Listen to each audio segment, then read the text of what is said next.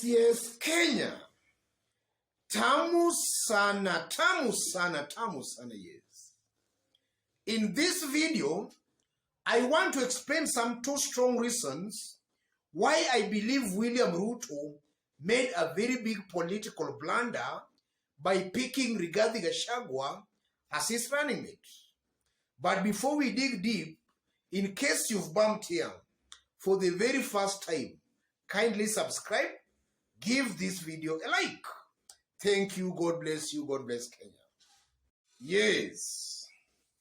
The first reason, William Ruto Rigathi ticket enhances the perception of two communities dominating against other communities. And you know, since independence, Kenya has been ruled by only two communities, Kikuyus and the Kalenjins, and they seem to be rotating power between themselves. And if you look at William Ruto Rigathi ticket, it's almost certain that William Ruto has actually factored the fact that in the event he will be exiting the political stage, then Rigathi Gachagua or a Kikuyu candidate will automatically take after William Ruto.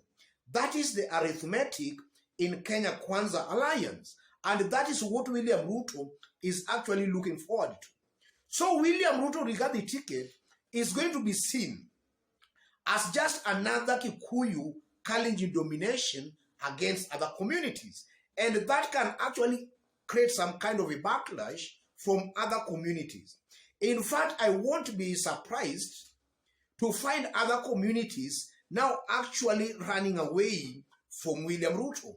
William Ruto is going to find himself in a very isolated corner, where his support base mainly is now going to be reduced maybe to Kalenjin and some areas on the mountain.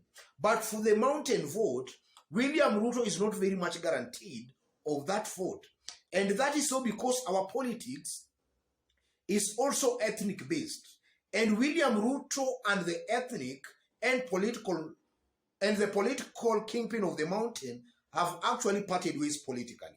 So the mountain vote for William Ruto is not very much guaranteed, or rather sure, of that vote. But one thing that I'm very sure and certain about is that William Ruto Rigathi ticket will be seen as another Kikuyu Kalenjin domination against other communities. And that will come out clearly as campaigns will get charged properly. A good majority of Kenyans will now just be reminded that maybe it's time we try other communities. Kenya is not only for two communities. So that ticket of William Ruto Rigathi Gachagua, in my considered opinion, that's a very big blunder. A blunder that most likely is going to cost William Ruto winning the presidency this year. And the truth be said, ladies and gentlemen, if there was a time William Ruto could have actually won the presidency very easily, that could have been in 2022. And I'm saying that because after 2017 Raila swearing in at Uhuru Park, that was largely given a wide berth by other NASA core principles, the opposition technically actually split. And any candidate the government was actually going to front, that candidate, I strongly believe, was easily going to win the presidency. But from nowhere, the gods connived to bring Uhuru and Raila Odinga together. And then the gods are actually conniving again to make William Ruto pick a Kikuyu as his running mate. While all along, some good majority of Kenyans are actually yearning for change. A change from Kikuyu Kalenjin ethnic domination. So from where I sit, that's a very big blunder on the side of William Ruto. In my considered opinion, William Ruto goose was actually cooked. The time actually they fell out with President Uhuru Muigai Kenyatta.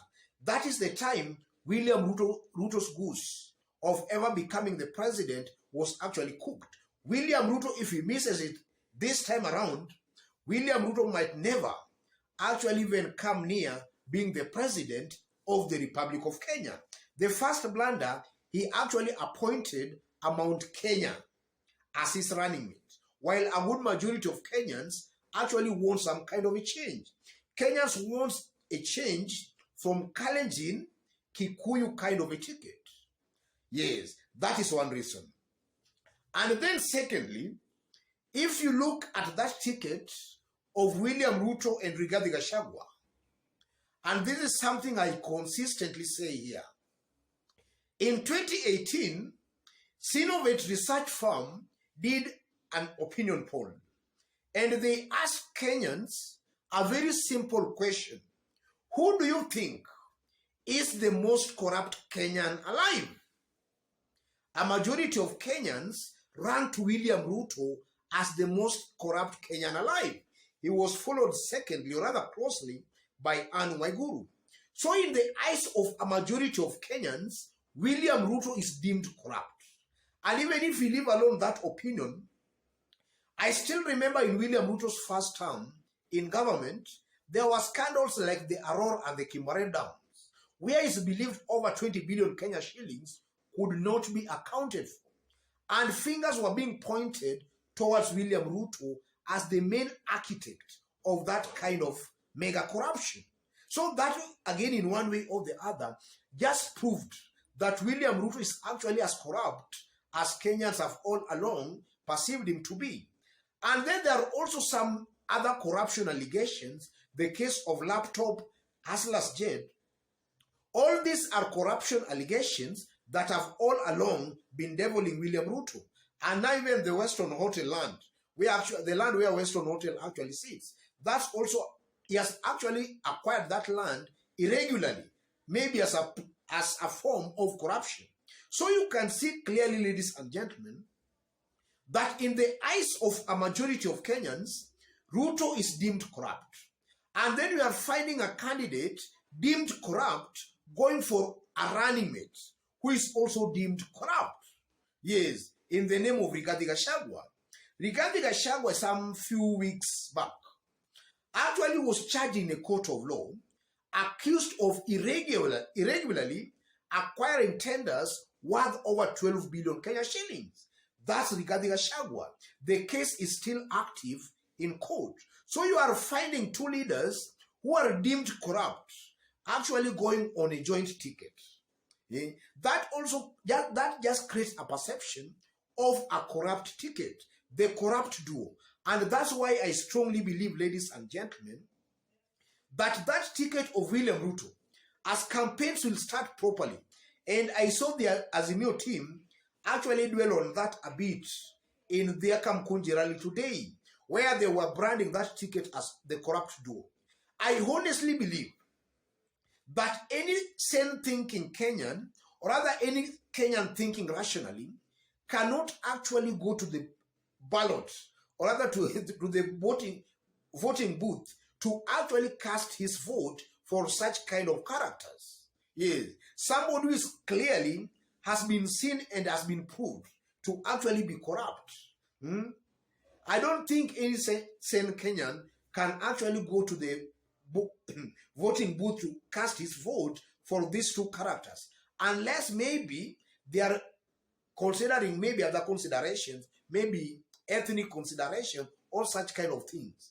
But in a free atmosphere, where Kenyans are now left to vote actually rationally, I don't think a sane Kenyan can go to the ballot to cast his vote, his or her vote, for William Ruto and Rigathi Gachagua ticket. That is a ticket that even if they were to go on to win this year's presidential election, I'm seeing these two leaders actually condoning corruption.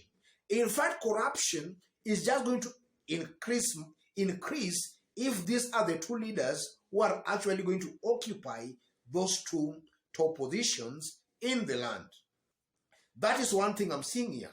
So I honestly believe, ladies and gentlemen, there might be so many reasons why I believe William Ruto might have made a blunder by picking Rigathi Gachagua because of also emotion. They are all hot tempers.